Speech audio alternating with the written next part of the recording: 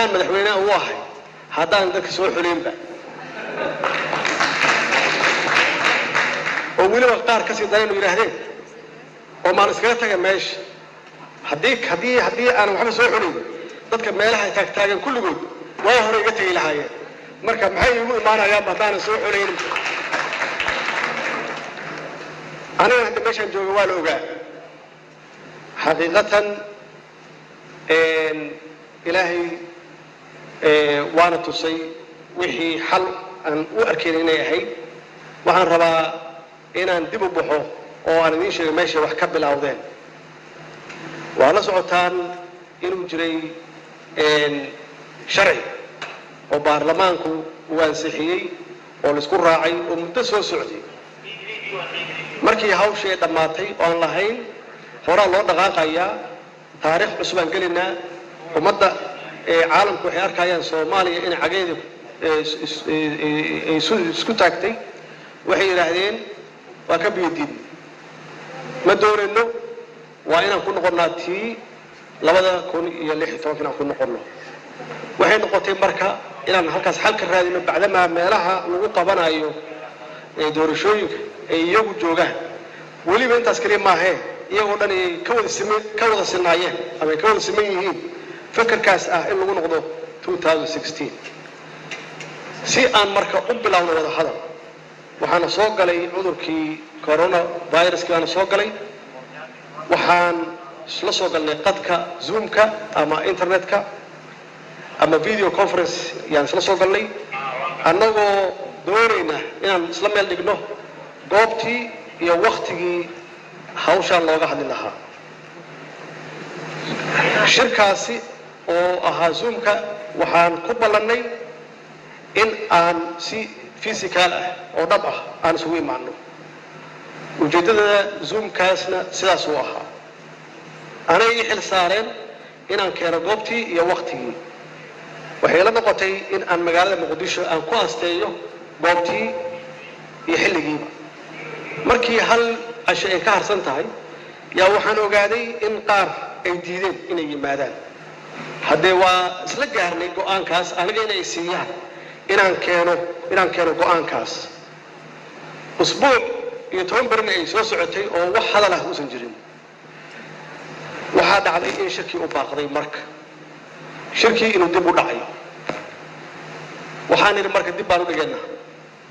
iyagii gaar u showray waxay yiraahdeen annagoo united ah oo shanteena ah sidee aan uga hor imaanaa dowladda dhexe dowladda federaalka ah marka aan dhuusamareeb wan aan qabsanno dhuusamareeb wan waxay ahayd inay u midoobaan sidee uga hor imaan lahaayeen dowladda federaalka ah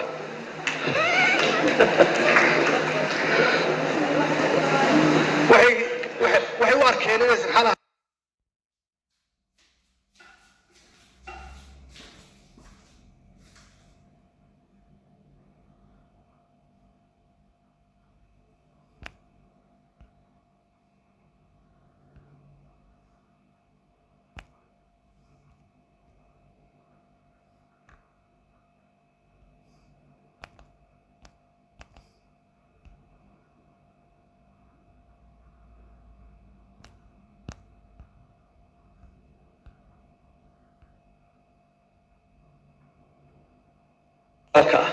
marka aan dhuusamareeb wan aan qabsanno dhuusamareeb wan waxay ahayd inay u midoobaan sidee uga hor imaan lahaayeen dowladda federaalka ah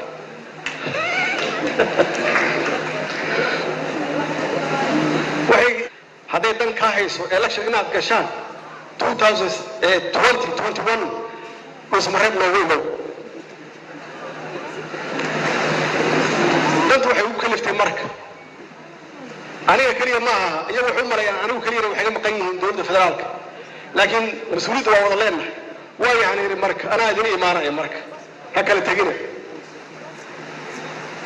dhuusamareeb saas yaan isugu nimid inaan isqancino oo aan wada hadalno oo aan wax meel wada dhiganno waxaan u yimid dad iyo xanaaqsanba oo hal dhinaca waxaan damcay in dhaqaajiyo iyaguna waxay ku talagaleen oo qorshe u samaysteen inay idaaliyaan oo ay dhaqaajiyaan was dhaqaajin weyn waxaan isiri marka استراتيجية delay tactic miya oo la rabo in lagu gaarsiiyo February 8 2021 waxaan ku yeeray horta xaalad sahlan ma aha waa arkaa inaad kulligan iga wada hortimaadeen oo hal dhinac joogtaan maan u tala badsanno anna aan dib u noqdo idinkana dib u noqdo ilaa ismar weynay waxaan go'aan ku qaadanay markii inaan sameeyno guddi farsamo oo hawshan nooga shaqeeya waqtina qabsano oo aan dib u kulanno oo ah August 15 intaas yaa ka soo baxday iyo qof walba meeshii uu taagnaa inuu taagnaado laakiin rajo ay jirto in la isu soo noqdo guddi farsamo aan sameeyno dad xul ah oo farsamo yaqaan ah oo hawshaas ka shaqeeya sidaas weeye horta Dhuusamareeb 3 ee ku timid nin walba isagoo committed ah inuu yimaado guddiga farsamada waxa ay midmadoobeyn karaan soo midmadoobeeyaan aan halkan isugu imaano marka annagoo diyaarsan oo qof walba ogol inuu dabco ama inuu isdabciyo inay ka soo tagaan 21 anigana aan baarlamaanka la soo tashaday aan yeerisay wax u yeelna extension annaga ma rabno inkastoo ay leeyihiin extension rabtaan extension lagu riixayaan annagana aan dabcan iyaguna had dabcan markaan halkan nimid haddee sidoo kale walaalahayn qaar yaa ka maqnaaday meesha oo aan rabo inaan u mahadceliyo runtii dadaalkii hore ay sameeyeen haddana aan ku dhiirigelinayo inay nagu raacaan ama ayna soo raacaan go'aamadii aan qaadanay waana go'aamo aan dalka dhan u qaadnay iyagana aan u qaadnay بعدما وقتي ونقول صعده وإنت هذا إنك بدلنا أين نسوي كريم سيداس يعني شركة وكفر مي هالكن ما أنت وحنقلنا ما أنت تضبط وحنا أوركرا وشركة وديران أوركرا وهل موضوع لوجه الله هل موضوع لوجه الله دقات كاسنا هنتي وحان ربا إن نجمع عليه مدحونا قرقور وموجي هنتي حلكسنمو يددال بدن يسوجيد آدي هنتي أن هذا أبرتي قرقور leadership skills كيس وقامنتي سوى أكسن وولي بدقات كبدن بريشة مركز توجه وإيمانا أيه إن شركان لو كارتاجو أما دبلس هو صنعه إيوه مدحوينياشة كلا يجا نفتقوده ورنتي سميه وحكستو أوده ده إن الله ولا له إني نجم غنا يعيد والبا أو سامين كله في الشركة وقف صومه أو نقص بعده بورو لطالن كرام الحمد لله وها عن هذا صوص صارني markii aan waqti badan gelinay habeen badan aan u dhafarnay waqti iyo juhdi badan aan gelinay waxa nooga soo baxay shirkaan u soconno horta waxa weeye waa shir doorasho federal level ah ma aha state level haddii marka federal level uu yahay oo heer federal uu yahay maxaa loo baahan yahay waxaa loo baahan yahay guddiga madaxa bannaan ee doorashooyinka federaalka inay qayb ka ahaadaan ama hawshaan ay tahay hawshooda inay tahay maxaa yeelay ma aha state level ma aha iyagu walaalahay madaxweynayaasha iyagoo runtii ku adkaystay ama ku adkaa inay soo celiyaan seat yaa waxay ku qanceen in uu yahay doorashadan doorasho federaal ah oo loo baahan yahay in guddigaas madaxa bannaan uu hogaamiyo waana ku mahadsan yihiin inay la qaateen waxa kale oo aan ka hadalnay si loo muujiyo majority ama biseel siyaasadeed muddo dheer ka bacdi inaan gaarnay oo aan ka gudubno heerkii dadku ay soo xulufaysan jireen qabiilka iyo qabyaaladda inaan xoogaa aan u ekaano dad xadaarad leh oo ilbaxa ah sida adduunka ay siyaasiyiinta adduunka u dhaqmaan in aan gaarsiino heer axsaabta badan inaan gaarsiino oo qofku واسكو ايدنتيفاي غريو ما قبيل يا حب مبادئ يا احزاب oo qofka ka soo galaya Kismaayo uu sanu arag kaliya kan Kismaayo kaliya inay isku xulufiyihiin kan Boosaaso ka imaanaya inay isku xulufo noqdaan oo dadka ku hayo yaa kaaga soo baxay Qardho yaa kaaga soo baxay Boosaaso yaa kaaga soo baxay Gaalkacyo oo san kaliya fiirin qabiilkiisa inta qof oo ku hareeraysan marka inaan ka gudubno qaabkii hore oo qaab casriyeysan oo nidaamsan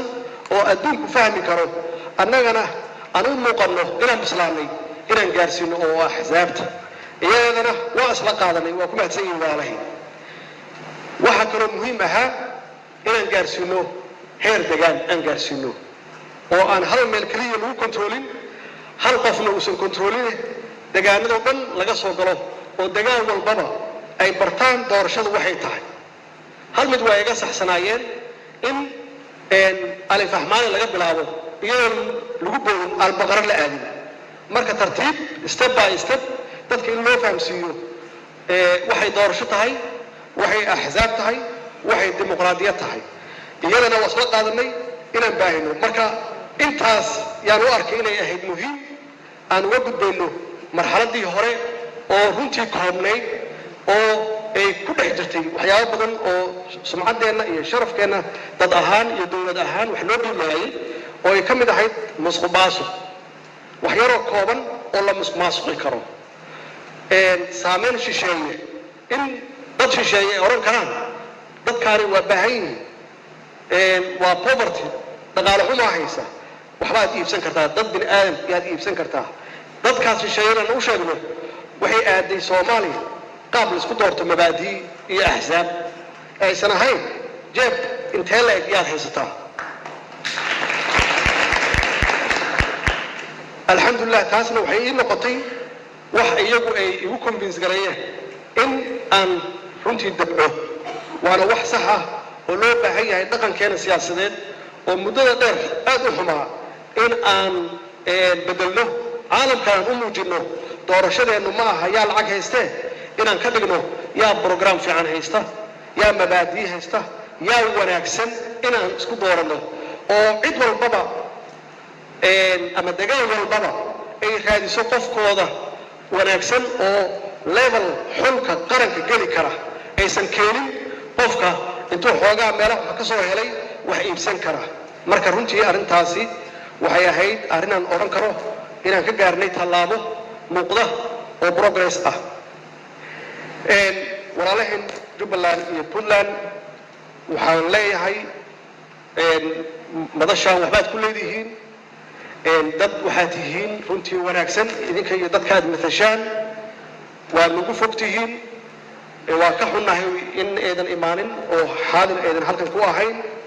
laakiin waxaan aaminsanahay inaad dib nooga soo qayb gali doontaan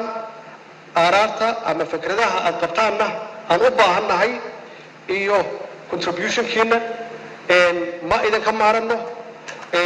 waxaan u baahannahay awoodiina dhinac walbaba hadday tahay maskax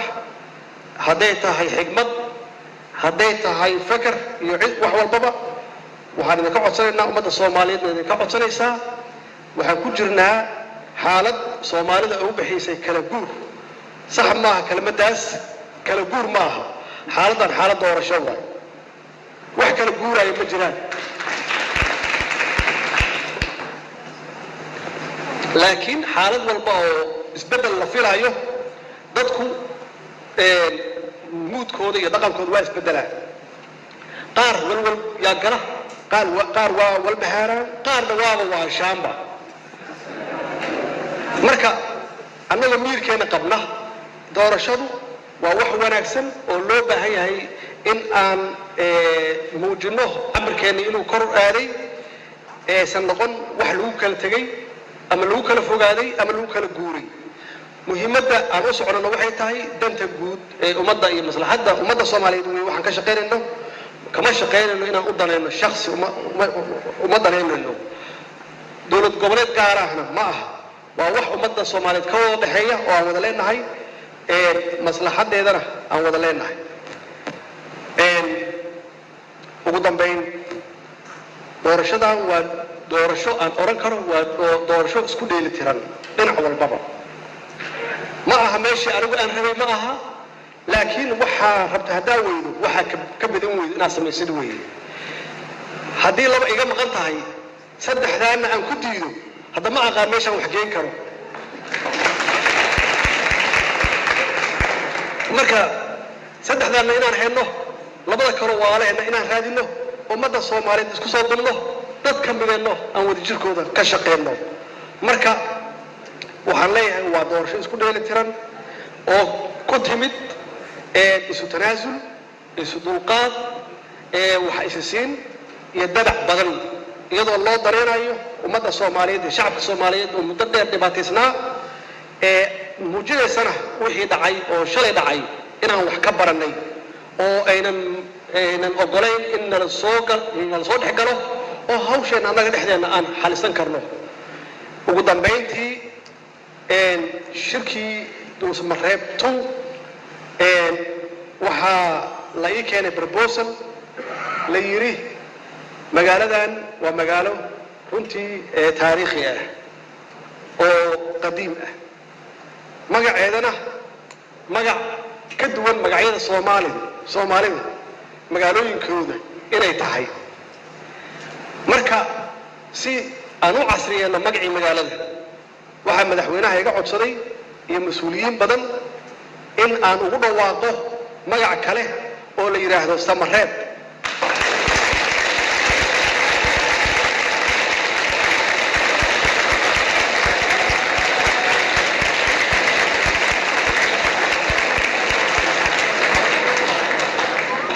مدن مدحوينه wax badan baa lagu soo caaramaalay Samareeb hadda haddii aad noqoteen Samareeb waa idin la qaatay